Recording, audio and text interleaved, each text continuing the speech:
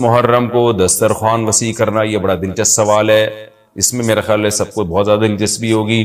10 محرم کے دن دسترخوان وسیع کرنے کی کیا فضیلت ہے، جبکہ 10 محرم کو روزہ رکھا جاتا ہے، 10 دن میں کچھ کھاتے پیتے نہیں اور افطار کے وقت 11 محرم شروع ہو جاتی ہے، تو اس حدیث پر کس طرح عمل کیا جائے گا؟ عائشہ صاحبہ نے کراچی سے پوچھا ہے۔ اچھا، بعض لوگ یہ بھی کرتے ہیں، یہ کسی نے سوال پوچھا ہے، یہ ہمارے کیمرہ مین نے ہی پوچھا ہے، نبیل بھائی نے، کہ مجھے تو یقین نہیں آ رہا کہ ایسا بھی کرتے ہیں، لیکن یہ بتا رہے ہیں کہ بہت سارے سنی حضرات یہ کرتے ہیں کہ محرم میں امام بارگاہوں میں جا کے منتیں مانتے ہیں اور پھر اگلے سال ان منتوں کو پورا بھی کر رہے ہوتے ہیں جو بھی انہوں نے منتیں مانی ہوتی ہیں۔ تو دیکھیں، یہ بھی حرام اور ناجائز عمل ہے۔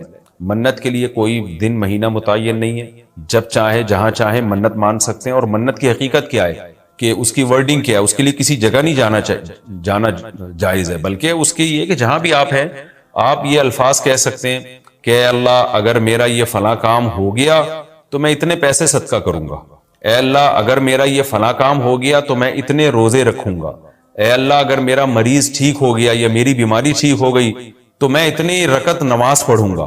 اس طرح کی منتیں ماننا جائز ہے، اس کے لیے امام بارگاہ یا مسجد یا کسی مزار پہ جانا حرام ہے۔ خوب سمجھ لیں، یہ گھر بیٹھے بیٹھے ہو سکتا ہے، یعنی اس کا کوئی جگہ شریعت نے منت کے لیے متعین نہیں کی ہے۔ اسپیشل اس کام کے لیے آپ مسجد جا رہے ہیں کہ یہ سوچ کے کہ وہاں جا کے منت مانوں گا تو شاید منعقد ہوگی، ایسا نہیں ہے، منت کہیں بھی ہو جاتی ہے۔ ہاں، کوئی مسجد میں نماز کی نیت سے جائے کہ 2 رکعت پڑھ کے اللہ سے دعا مانگوں گا تو ایک الگ بات ہے، اس کے لیے مسجدیں ہیں، تو مزار تو اس کے لیے بھی نہیں ہے، وہ تو وہاں بالکل ہی حرام ہے۔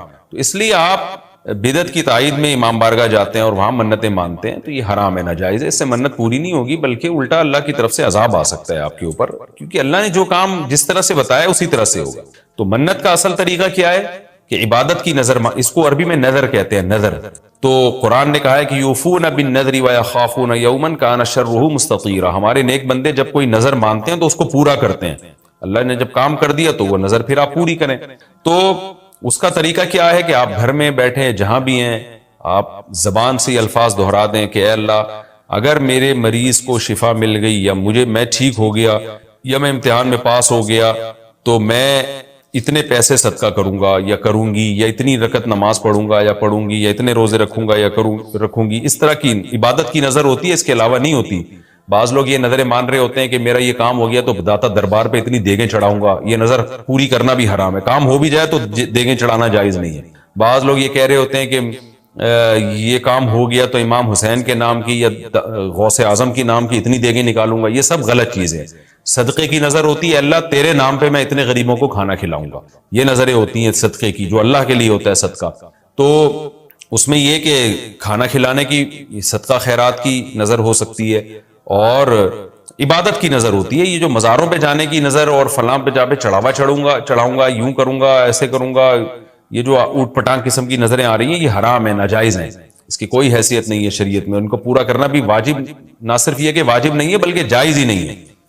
تو گھر بیٹھے بیٹھے جب چاہیں آپ نظر مان سکتے ہیں، زبان سے کہیں گے تو نظر ہوگی، دل میں نہیں ہوتی، لیکن شریعت نے منت ماننے کو بہرحال پسند نہیں کیا ہے۔ نبی صلی اللہ علیہ وسلم نے فرمایا کہ جو نظر مانتا ہے نا وہ تقدیر کو تو نہیں ٹال سکتا، اللہ اس کے ذریعے کنجوس سے پیسہ نکلوا دیتے ہیں، یعنی تقدیر میں بیماری ٹھیک ہونا ہوگی تو ہو جائے گی، کامیابی ہوگی تو ہوگی، وہ تو، لیکن کیا ہوتا ہے کہ بندہ ٹھیک ہو جاتا ہے اور جو آدمی کبھی صدقہ نہیں کرتا اس بہانے اس کی جیب سے، کنجوس کی جیب سے پیسے نکل جاتے ہیں، ویسے تو دے نہیں رہا تھا صدقہ تو اللہ نے بیماری میں ڈال دیا، چل اب منت مان تاکہ میں بیماری ٹھیک کروں اور تو اب پیسے نکال یہاں سے۔ تو کنجوسوں کے ذریعے، کنجوسوں کا پیسہ نکلوانے کے لیے یہ کام ہوتا ہے، بے نمازیوں کو نماز پڑھوانے کے لیے، جو روزہ نہیں رکھتے ان کو روزہ رکھوانے کے لیے۔ تو اس حدیث سے پتہ چلتا ہے کہ منت اور نظر کو جائز ہے لیکن پسند نہیں کیا گیا۔ علماء نے اس کی وجہ بیان کی ہے کہ یہ ایک طرح سے نا اللہ سے ایک طرح کا مقابلہ چل رہا ہے کہ اللہ میرے مریض کو یا مجھے ٹھیک کر دے تو میں اتنے روزے رکھوں گا، یعنی بارگیننگ ہو رہی ہے اللہ تعالیٰ سے کہ اگر نہیں ٹھیک کیا تو میں نہیں رکھتا، جا بھائی، اے اللہ اگر میں پاس ہو گیا نا تو میں 1,00,000 روپے صدقہ کروں گا، اگر نہیں ہوا تو ہم بھی صدقہ نہیں کر رہے۔ تو ایک طرح کا نا مقابلہ چل رہا ہے۔ عبدیت یہ ہے کہ اللہ تو مجھے پاس کرے گا تو بھی 1,00,000 روپے دوں گا، نہیں کرے گا تو بھی 1,00,000 روپے دوں گا، اس لیے کہ میں تو تیرا بندہ ہوں، لیکن تو مجھے ویسے ہی پاس کر دے امتحان میں، چاہے میں 1,00,000 دوں یا نہیں دوں، میں تو تیرا بندہ ہوں، میں تو فقیر ہوں۔ فقیر بارگیننگ تھوڑی کرتا ہے، سیٹھ صاحب آپ نے مجھے اگر 100 روپے دیے نا تو میں بھی آپ کا فلاں کام بنا دوں گا. فقیر کہتے ہیں اللہ کے نام پہ 100 روپے دے دو, میں فقیر پھٹا, پرانے کپڑے میرے, میں کیا کروں گا یار آپ کے لیے. تو اللہ سے بھی بھکاریوں کی طرح مانگنا یہ اللہ کو زیادہ پسند ہے. منت ماننا بھی جائز ہے لیکن پسندیدہ کام نہیں ہے. ہاں جس طرح سے امام بارگاہوں میں یا مزاروں میں جا کے منتیں مانی جا رہی ہیں وہ بالکل حرام ہے, بالکل ناجائز ہے. اور اس کے لیے محرم کا دن متعین کرنا یہ سمجھ کے کہ اس میں منت زیادہ پوری ہوگی, یہ بھی حرام ہے, ناجائز ہے اور بدعت کی تائید ہے. اس سے آپ سب لوگ اجتناب کریں, اس سے گناہ ملتا ہے. اچھا جی, اب میں آتا ہوں جی محرم میں دسترخوان وسیع کرنا کیسا ہے. اس بارے میں ایک روایت ہے کہ عاشورہ کے دن جو اپنے اہل و عیال پر دسترخوان وسیع کرے گا, ان کو کھلائے گا, تو اللہ اس کے رزق میں برکت دیں گے. یہ روایت سند کے لحاظ سے کمزور ہے. بعض علماء کی رائے یہ ہے کہ اگرچہ کمزور روایت ہے مگر فضائل میں چلتی ہے, تو کوئی اچھی نیت سے دسترخوان وسیع کر دے. وسیع کر رہا ہے نا, کوئی یتیم کے منہ سے نوالا تو نہیں چھین رہا نا, کھلا ہی رہا ہے.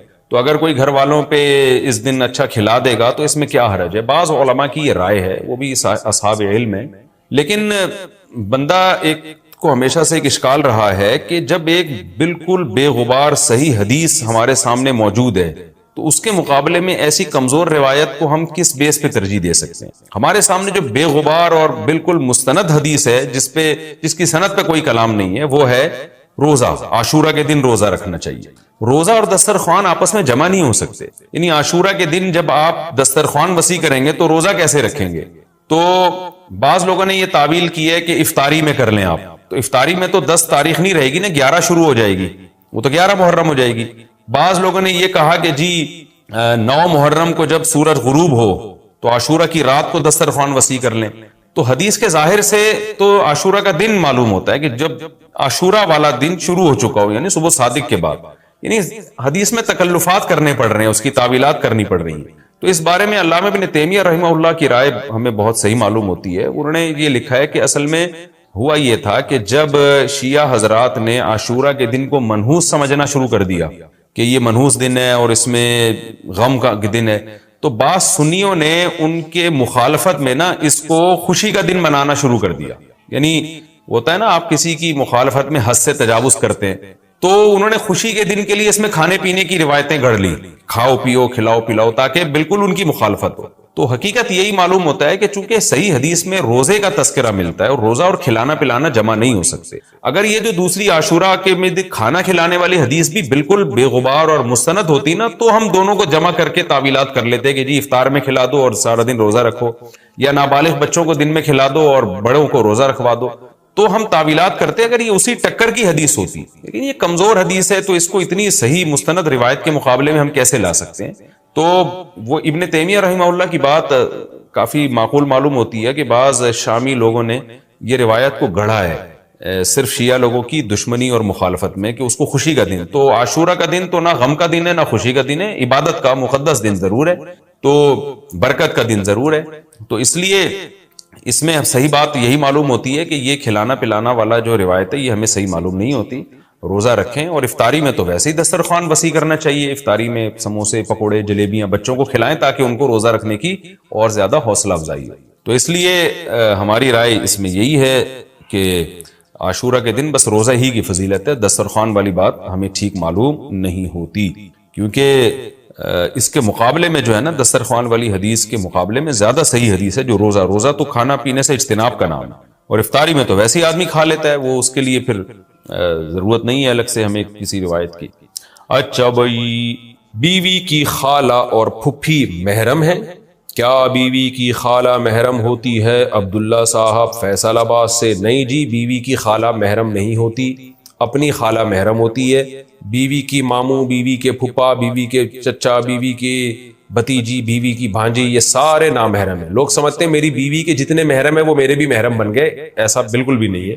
اتنا فری ہونے کی ضرورت بالکل بھی نہیں ہے. آپ جب بیوی کی بہن آپ کی محرم نہیں ہے تو باقی کون آپ کا محرم ہو جائے گا؟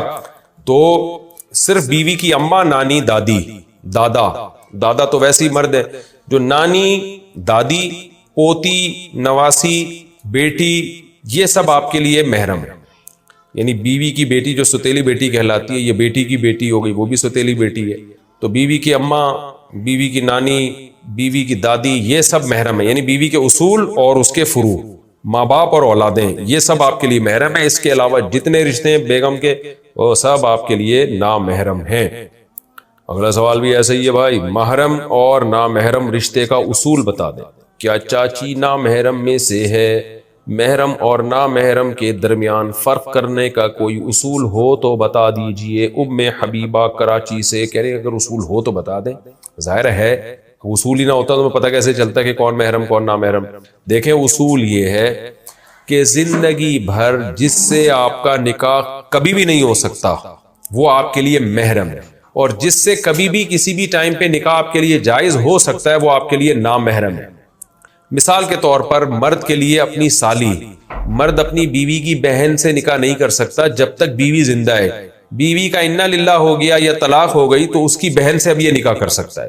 تو اس سے پتا چلا کہ بیوی کی بہن سے جو نکاح حرام ہے وہ وقتی طور پہ حرام ہے, ہمیشہ کے لیے حرام نہیں ہے. تو اس لیے بیوی کی بہن ہمیشہ کے لیے نامحرم ہے.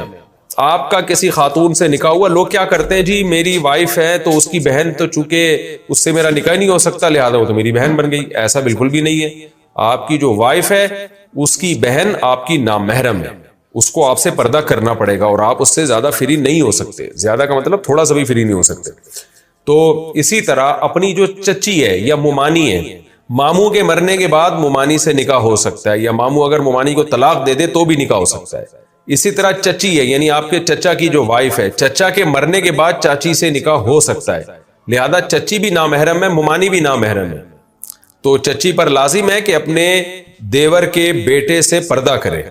اسی طرح ممانی پر لازم ہے کہ اپنے شوہر کے بھانجے سے پردہ کرے. تو یہ نامحرم رشتے ہیں. ہاں اگر چچی عمر میں زیادہ ہے یا ممانی عمر میں زیادہ ہے تو پھر چہرے کے پردے کی گنجائش ہے کہ چہرے کا پردہ نہ کرے وہ. لیکن نارملی عام جوان چچی ہے یا جوان ممانی ہے تو اس پر تو بہرحال چہرہ چھپانا بھی ضروری ہے. تو یہ محرم اور نامحرم رشتوں کی ڈیٹیل ہو گئی. حدیث میں آتا ہے یحرم من الرضاعۃ ما یحرم من النسب, نسب سے جو رشتے حرام ہوتے ہیں دودھ پلانے سے بھی وہ رشتے حرام ہو جاتے ہیں, یعنی وہ محرم بن جاتے ہیں.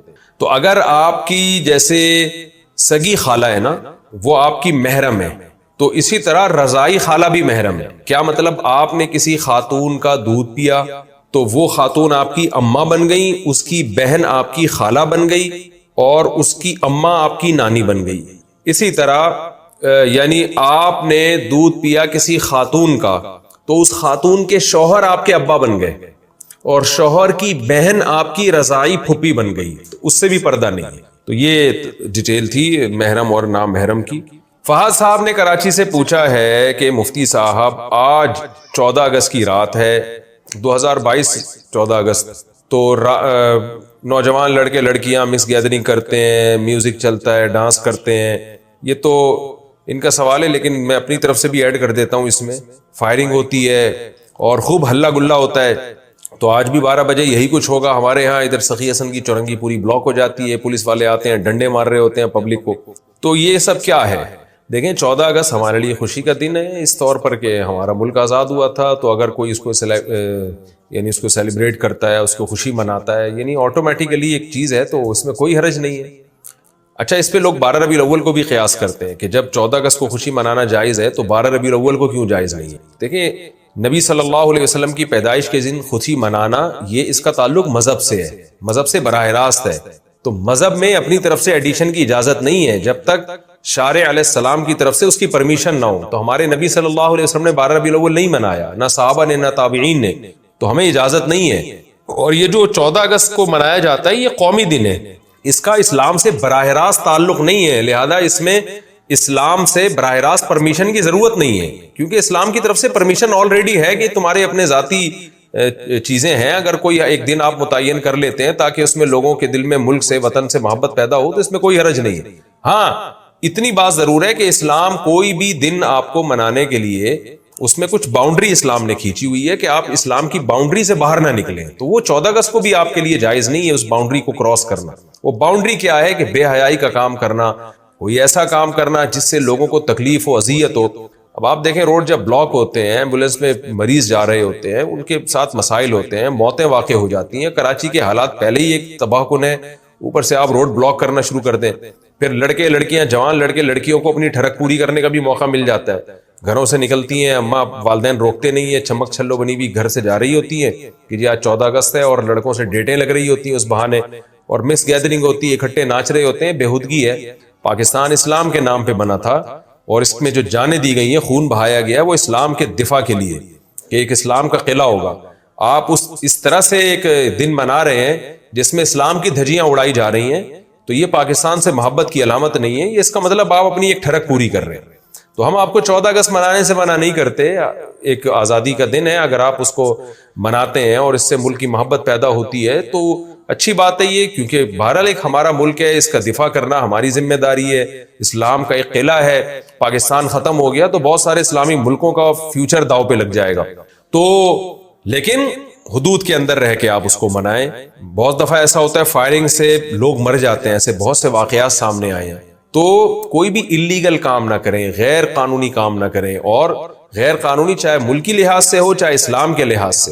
مجھے یاد ہے ایک دفعہ 14 اگست پہ زلزلہ آیا تھا رات 12 بجے، ٹھیک 12 بجے زلزلہ آیا تھا، چند سال پہلے کی بات ہے.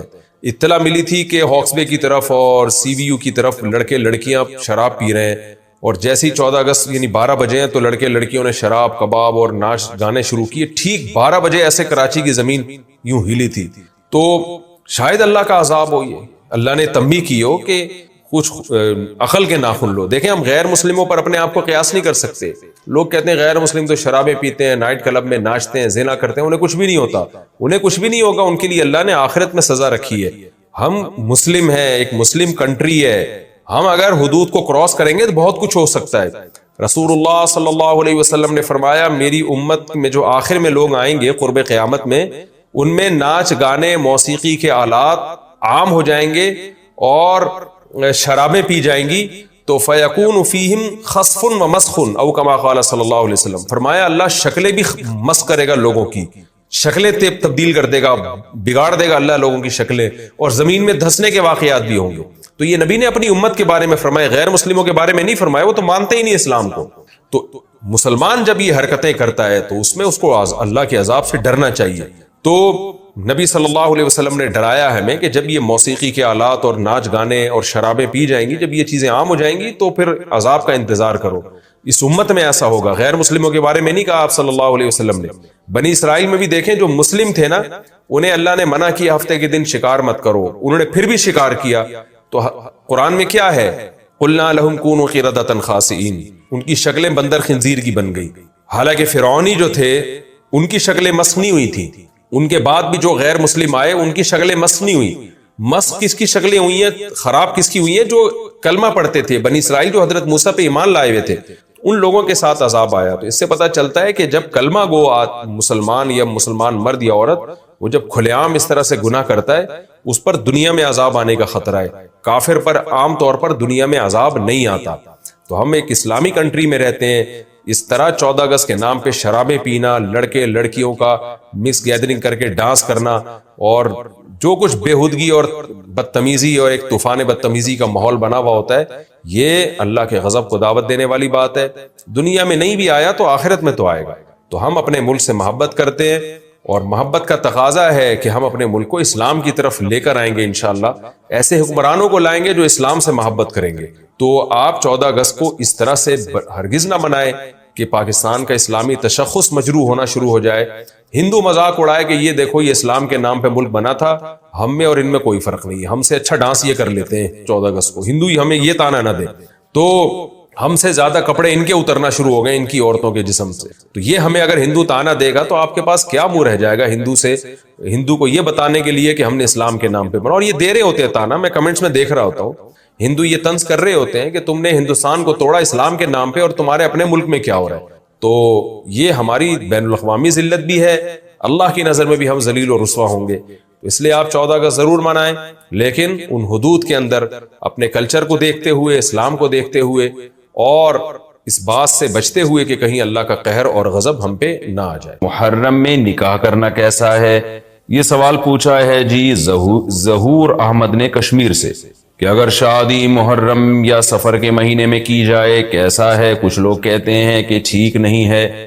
دیکھیں محرم کے بارے میں غلط فہمیاں بہت ساری ہیں. پہلے تو میں یہ عرض کروں محرم کی اسلام میں فضیلت کیا ہے اور کیوں ہے یہ فضیلت.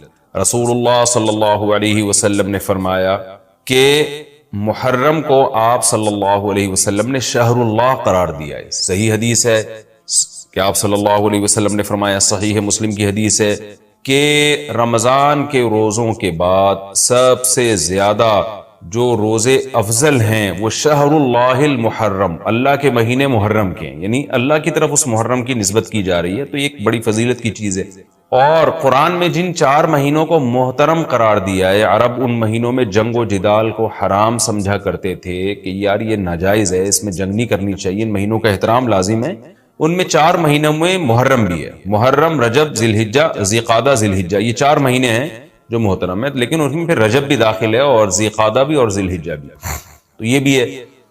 اور 10 محرم کے روزے کی بڑی فضیلت ہے. آپ صلی اللہ علیہ وسلم نے فرمایا 1 سال کے گناہوں کی معافی کا ذریعہ بنتا ہے. لیکن آپ نے فرمایا کہ یہودیوں کی مشابہت نہ کرو، کیونکہ یہودی 1 روزہ رکھتے ہیں تو ہم 9، 10 یا 10، 11 2 روزے ملائیں گے. تو یہ محرم کی فضیلت ہے. اور یہ کیوں ہے اس کی ہمیں وجہ معلوم نہیں ہے. جیسے کسی نے ابھی بھائی نے سوال پوچھا نا ایک کہ اس میں کوئی واقعات ہوئے تھے، تو پہلے میں بتا دوں 10 محرم میں جب نبی صلی اللہ علیہ وسلم نے محرم کے مہینے کی یہ فضیلت بیان کی تو اس کو کسی واقعے کی بیس پہ بیان نہیں کی ہے. اس بارے میں جتنے واقعات ہمارے پاس منقول ہیں کہ آدم علیہ السلام جنت سے زمین پہ آئے تھے، یا قیامت آئے گی اس دن، یا یہ کہ اور پتہ نہیں کیا کیا ابراہیم علیہ السلام کو آگ میں ڈالا گیا، یہ سب من گھڑت ہیں، اس کی کوئی حقیقت نہیں ہے، موضوع روایتیں. البتہ اس دن موسیٰ علیہ السلام اور بنی اسرائیل کو فرعون سے نجات ملی تھی. اس بارے میں روایت سندن بہتر ہے، یعنی اس کو مستند روایت کہا جا سکتا ہے. تو وہ یہ کہا جا سکتا ہے کہ 10 محرم کو موسیٰ علیہ السلام اور بنی اسرائیل کو اللہ نے فرعون سے نجات دی. اسی بیس پہ یہودی روزہ رکھا کرتے تھے اس دن. تو یہ روایت کے علاوہ باقی جتنے بھی واقعات ہیں سب من گھڑت ہیں. باقی حضرت حسین رضی اللہ تعالی عنہ کو جو کربلا میں شہادت ملی ہے، وہ تو 10 محرم، وہ تو فضیلت تو اسلام میں پہلے سے تھی. تو حضرت حسین رضی اللہ تعالیٰ عنہ کا واقعہ تو بعد میں ہوا ہے، تو اس سے حضرت حسین کی شہادت کو اور فضیلت مل گئی کہ آپ کو ایک مقدس دن میں اللہ تعالیٰ نے شہادت عطا فرمائی ہے. تو اب کیا مسئلہ ہے؟ اب میں جو ہے نا نمبر وار سوال پڑھ کے بتاتا ہوں، نمبر وار جو ہے نا، تاکہ وہ بحث ہماری گچ مچ نہ ہو جائے. ابھی سارے سوال میں نے اکٹھے پڑھ لیے تھے تاکہ آپ کو پتا چلے کہ آج محرم کے بارے میں کیا معلومات ہم شیئر کریں گے، کیا مسائل میں بتاؤں گا. اسی میں ایک سوال ہے جی، محرم میں نکاح کرنا کیسا ہے؟ یہ سوال بھی ظہور احمد نے کشمیر سے پوچھا ہے. محرم میں نکاح کرنا بھی جائز ہے، بلکہ ہمارے مسلک کے مطابق باعث برکت ہے، کیونکہ محرم کو اللہ کے نبی نے محترم قرار دیا ہے، جو قابل احترام مہینہ ہے، تو مقدس ہے. تو مقدس مہینے میں عبادت کا ثواب بھی زیادہ ہوتا ہے، اور نکاح بھی شریعت میں عبادت ہے. نکاح کیسے عبادت ہے؟ شریعت نے نکاح میں عبادت کا رنگ ڈال دیا ہے. دیکھیں آپ کہ نکاح ایک معاملہ ہے، لیکن اس سے پہلے خطبہ بھی ہوتا ہے. خطبہ جمعے کی نماز سے پہلے ہوتا ہے، خطبہ عید کی نماز سے پہلے ہوتا ہے، خطبہ استسقاء کی نماز سے پہلے ہوتا ہے، خطبہ حج میں ہوتا ہے. یہ ساری عبادتیں ہیں نا جس میں خطبہ ہے. لیکن اسلام نے کیا کہا؟ نکاح سے پہلے بھی خطبہ ہوگا. اس کا مطلب اسلام نکاح کو عبادت قرار دے رہا ہے، نکاح میں عبادت کا رنگ بھر رہا ہے. تو عبادتیں تو مقدس مہینے میں زیادہ ثواب ہوتا ہے ان میں. تبھی آپ دیکھیں نبی صلی اللہ علیہ وسلم نے فرمایا رمضان کے بعد سب سے زیادہ روزوں کا ثواب محرم میں ملتا ہے. کیوں؟ مقدس ہے نا، تو عبادت کا ثواب بڑھ گیا اس میں.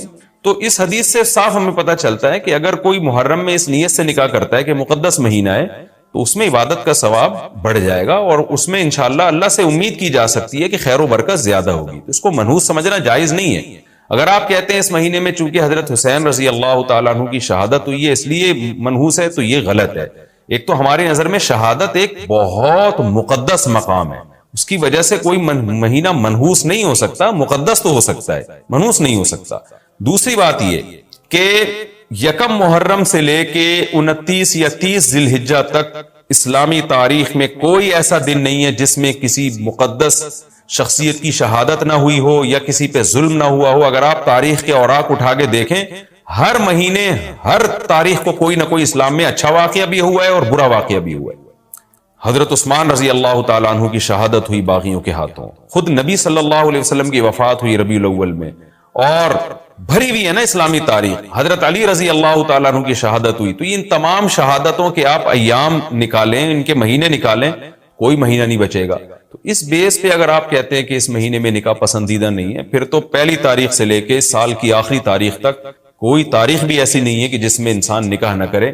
اس کا مطلب پھر آپ کنوارے چھڑے چھاٹی گھومتے رہیں اور مسلمانوں کی پھر گروتھ ریشو تو میرا خیال ختم ہو جائے گا, مر جائیں, کہاں پیدا ہوں گے لوگ. اور اگر آپ کہتے ہیں کہ نہیں جی کسی شخصیت کے کسی دن میں انتقال کر جانے سے یا شہید ہو جانے سے یا اس پہ ظلم ہونے سے وہ دن منحوس نہیں بنتا, تو پھر 10 محرم بھی منحوس نہیں ہے. 10 محرم میں بھی آپ نکاح کر سکتے ہیں اور محرم کے بقیہ تاریخوں میں بھی آپ نکاح کر سکتے ہیں. اور روایات میں ہمیں ملتا ہے کہ بعض بڑے بڑے حضرات تھے جن کے محرم کے مہینے میں نکاح ہوئے. میں اس بحث میں نہیں جاؤں گا, پھر اس میں تاریخی روایات ہیں, کوئی کہتا ہے فلاں تاریخ تھی, کوئی کہتا ہے, پھر لوگ اس پہ ایک غیر ضروری بحث میں چلے جاتے ہیں, لیکن ہمیں ایسے واقعات ملتے ہیں. تو اس لیے اس بارے میں, اور پھر شریعت میں جلد نکاح کی ترغیب ہے. نکاح کو ڈیلے کرنا یہ شریعت میں پسندیدہ کام نہیں ہے. اس بیس پہ تو ڈیلے کیا جا سکتا ہے نکاح کہ آپ کو رشتہ سمجھ میں نہیں آ رہا, مشورے کر رہے ہیں, لیکن جب ایک دفعہ رشتہ سمجھ میں آ جائے تو اسلام کا حکم یہ کہ اس میں جلدی کی جائے. صحیح ہے, بخاری کی مشہور حدیث ہے, نبی صلی اللہ علیہ وسلم کی خدمت میں خاتون آئی, عرض کیا کہ یا رسول اللہ میں آپ سے نکاح کرنا چاہتی ہوں. آپ نے چہرہ مبارک کو جھکا لیا, آپ کا ارادہ نہیں تھا. ایک اور صحابی کھڑے ہوئے, عرض کیا یا رسول اللہ آپ میرا ان سے نکاح کر دیں. اسی محفل میں نبی نے ان صحابیہ کا ان صحابی سے نکاح کرا دیا. تو آپ نے تو یہ نہیں پوچھا کہ یہ محرم کا مہینہ چل رہا ہے یا سفر کا مہینہ چل رہا ہے یا ربیع الاول کا مہینہ چل رہا ہے. ڈیلے نہیں کیا اس کو, اس لیے کہ خود آپ کی تعلیمات یہ ہیں کہ نکاح میں جلدی کی جائے.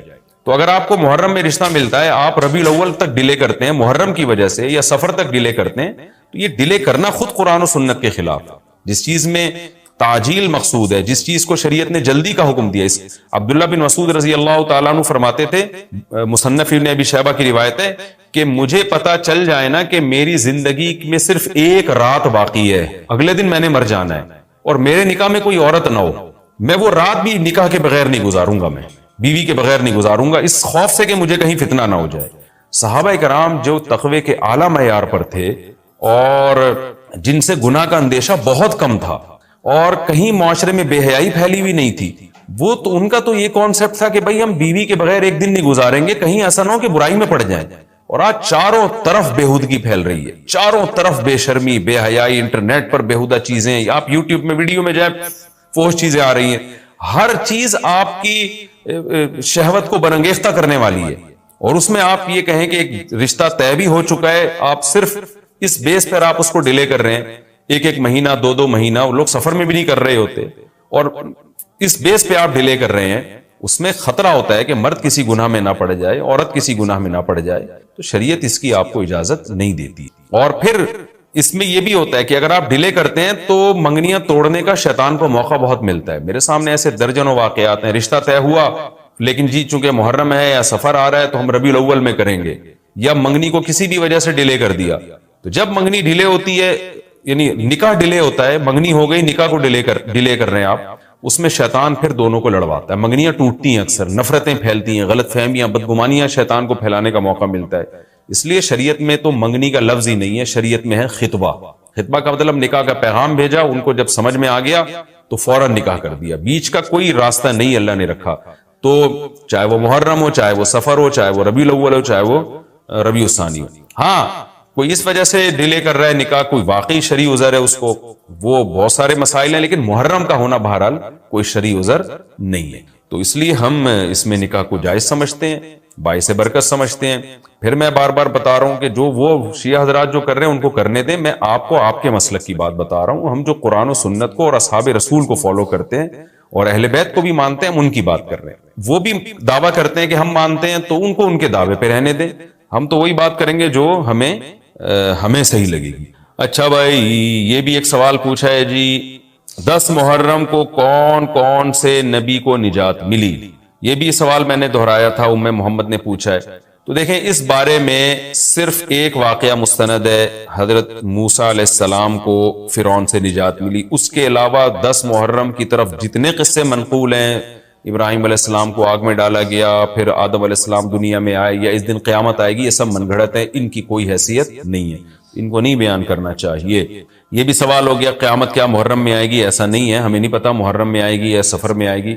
سورہ طٰہٰ میں اللہ نے صاف طور پر بتا دیا کہ اکاد اخفیہا لتجزا کل نفس بما تسعی, میں قیامت کے دن کو چھپا دوں گا. اللہ نے کسی کو نہیں بتایا کس دن آئے گی, وہ آئے گی تو اچانک آئے گی. اچانک وہی چیز ہوتی ہے جس کی ڈیٹ کا ہمیں علم نہیں ہوتا.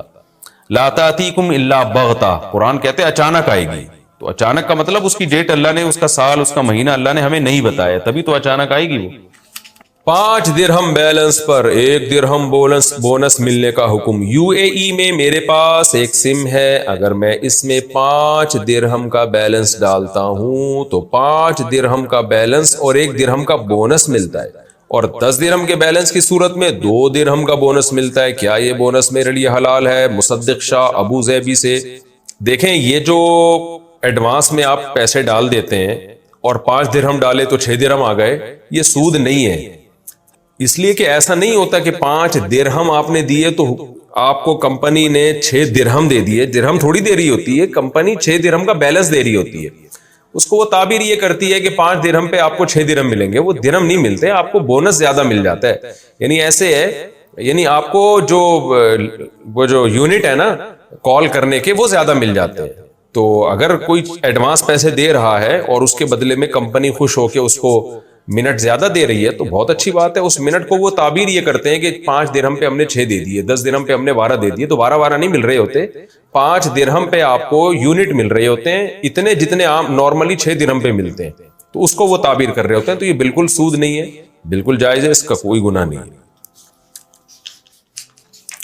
اچھا بھائی، پب جی گیم کھیل کر پیسے کمانا کیسا ہے؟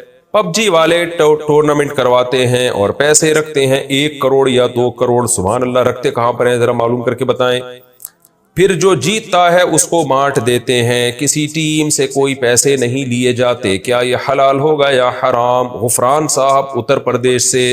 اس سوال میں خود وضاحت کی گئی ہے کہ کسی سے بھی پیسے نہیں لیے جاتے. تو اگر پیسے نہیں لیے جا رہے لوگوں سے تو پھر تو یہ جوا نہیں ہے، بلکہ ایک طرح کا انعام ہے کہ جو جیتے گا ہم اس کو دے دیں گے.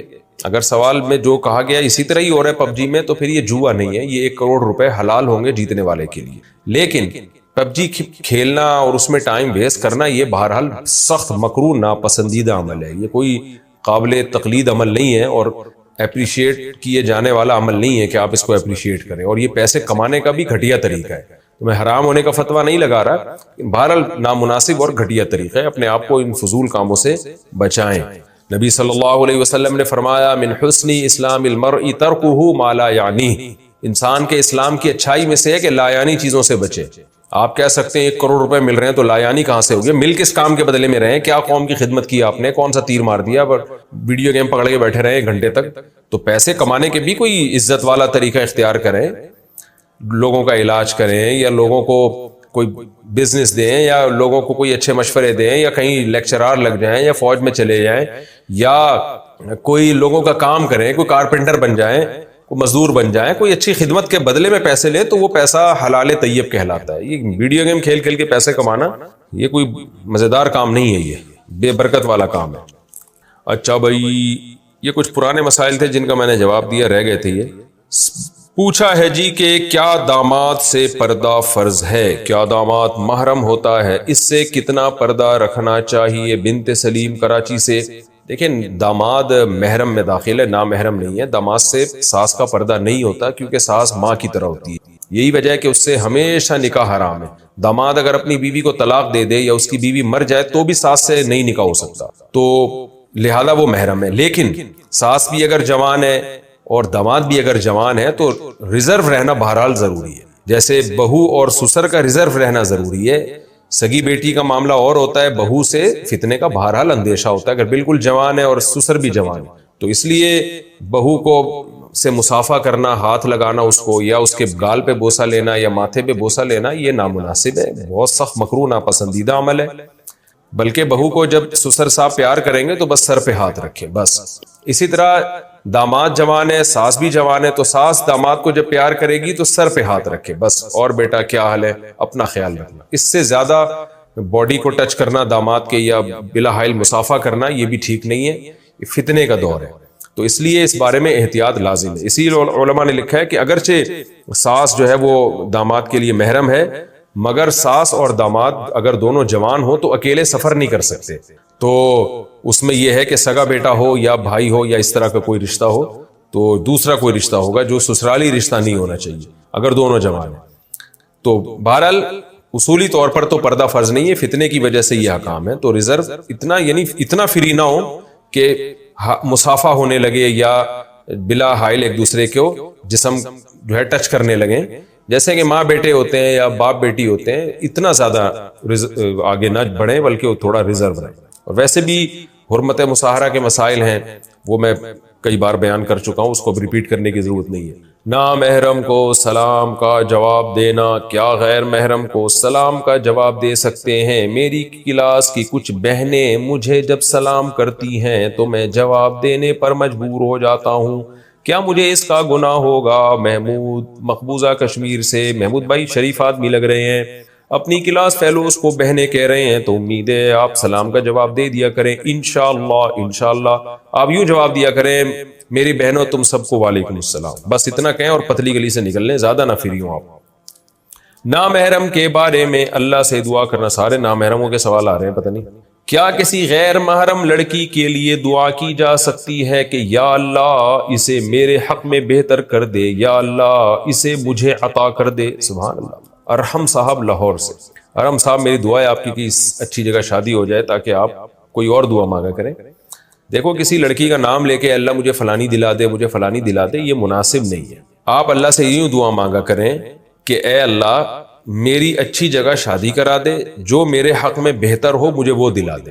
اور اگر آپ کسی لڑکی کو چاہتے ہیں تو اس کا دماغ میں تصور لا کے یہ بھی دعا کر سکتے ہیں، اللہ اگر یہاں تیرے علم میں بہتر ہے تو یہاں کرا دے. بس اتنا، اس سے زیادہ آگے نہ بڑھے کہ نام لے لے کے دعا کریں. جائز ہونا الگ، جائز تو ہے، کسی کا بھی نام لے کے دعا کی جا سکتی ہے، لیکن یہ ایک طرح سے یوں سمجھیں کہ اللہ کو آپ سمجھا رہے ہیں کہ یہاں کرا دے، یہ زیادہ بہتر ہے.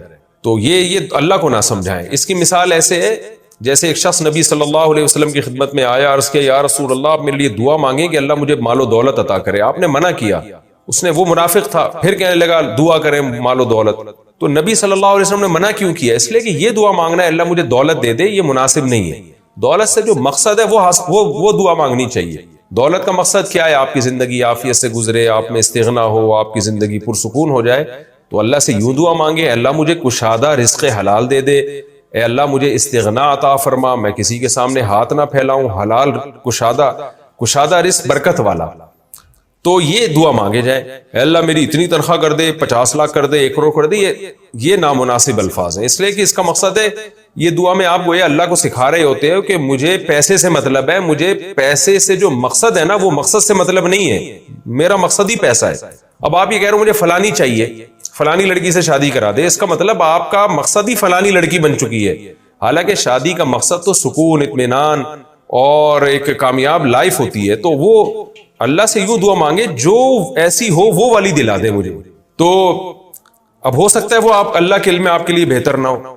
اچھا یہ جو 1.5 ہوشیاری ہو رہی ہے کہ اللہ اسی کو بنا بھی دے ایسا، تو یہ بھی 1.5 ہوشیاری ہے. بھائی آپ اللہ سے سیدھا سیدھا دعا کریں کہ اللہ مجھے نیک صالح بیوی عطا فرما، جو میرے لیے بہتر ہو، مجھے اس سے محبت ہو، اس کو مجھ سے محبت ہو، ایسی عطا فرما دے. بس یہ دعا مانگا کریں. وہ ہوگی تو اللہ کے علم میں تو اللہ اس کو عطا کر دے گا، وہ نہیں ہوگی تو اس کے علاوہ کوئی اور دے دے گا آپ کو. تو اس طرح سے نام لے لے کے دعائیں مانگنا اور یا اسپیسیفک اس طرح کی چیزیں مانگنا یہ نامناسب ہے. اس سے جو مقصد ہے وہ دعا مانگنی چاہیے کہ اس سے آپ کا مقصد کیا ہے. مقصد ہے سکون کی زندگی، تو سکون کی زندگی مانگے اللہ تعالیٰ سے.